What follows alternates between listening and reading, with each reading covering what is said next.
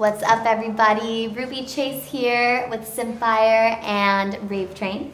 And we've got Muscles What's here up, in guys? the house. Yeah. So, Muscles, you have been on the come up, which is very exciting. We're doing lots of things. Yeah, very excited. And I would love to kind of get down to what is Muscles? What do you represent? I'd say really it's promoting and pushing underground club culture and the club scene, you know, not just EDM, like it's not even about EDM, that's something that's come about. I'm interested in, you know, promoting what our initial club culture was with house music and techno, and it's, you know, the basis for everything that's happening today, and I'm really interested about the culture and teaching and passing the torch, so to speak. What has been your influence? Who is like your biggest inspiration to step into this world?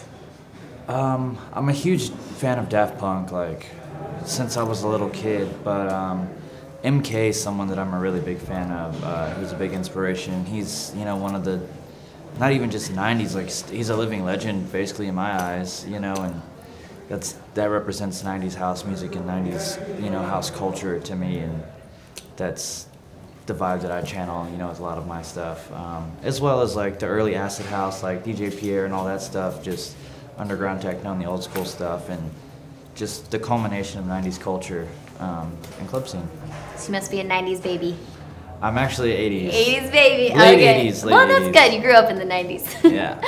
So one thing I found really interesting as I've been getting to know you is that you have been able to really play the field, release things on a super wide range of labels and different mediums for EDM.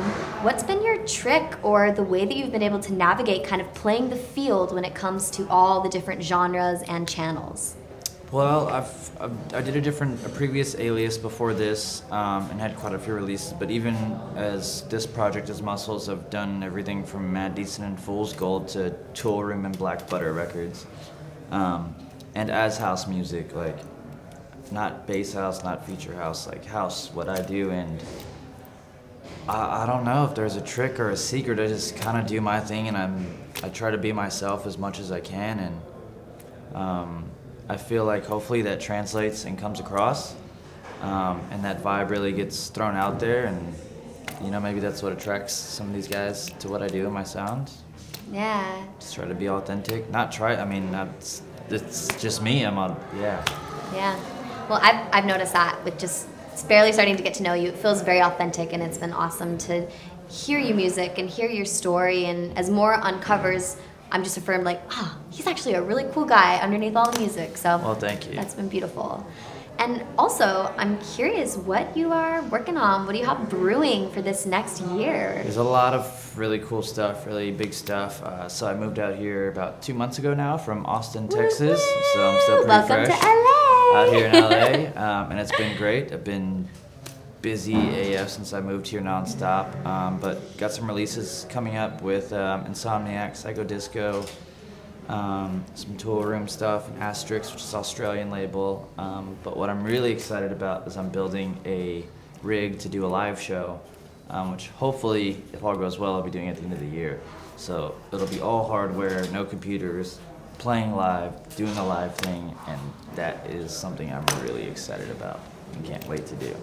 Well, I'm like so excited to witness that show. It's gonna be fun. Maybe we can make a Rave Train private audience as we build it out. That would be really cool. Yeah, that'd be awesome. Like behind the scenes stuff. Yeah. BTS. Yeah, we love BTS. So also, as kind of a wrap up here, I would love to pick your brain on where do you see this music scene going? Like, what is next for music? It's hard to say, but I feel, you know, as some of the EDM bubble or whatever has kind of simmered down a little bit, so to speak. You know, like I mentioned earlier, the culture is being pushed and the underground's coming back with the vengeance. You know, and it's the crowd, or, you know, the people from the big boom in like 2011, 2012, the audience is, you know, the taste has become a bit more mature, you know, since then. A lot of people still like the big EDM sound, which is totally cool. Like, I dig all of it. Like, there's no hate for me on any of that front. Trust me. But you know, a lot of people are getting really into like house and techno and tech house, and you know, everybody's changes are tasting constantly, and it's an exciting period like in time right now, seeing what's about to happen, because there's a lot of different ways it could go, and I don't think anybody's quite sure yet. So we'll see. Something exciting that I'm looking forward to as well. Yay, me too. And finally, I'm curious, how do you see music changing the world? In a lot of ways, you know, as long as people are promoting something that's, you know, positive and, you know, challenging the fans to,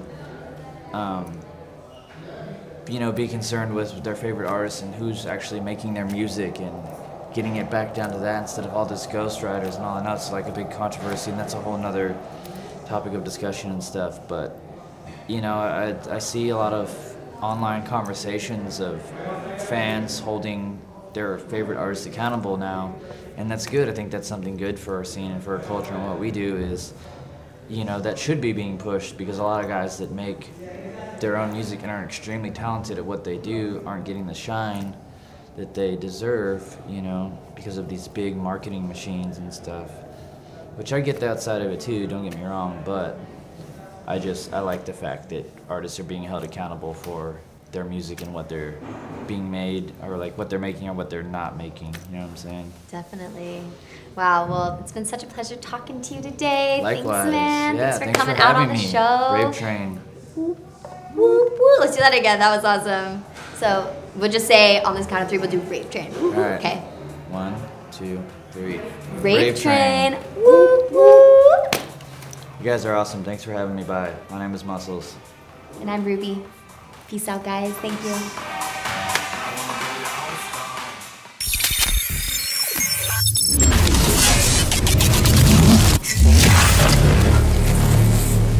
Rave Train.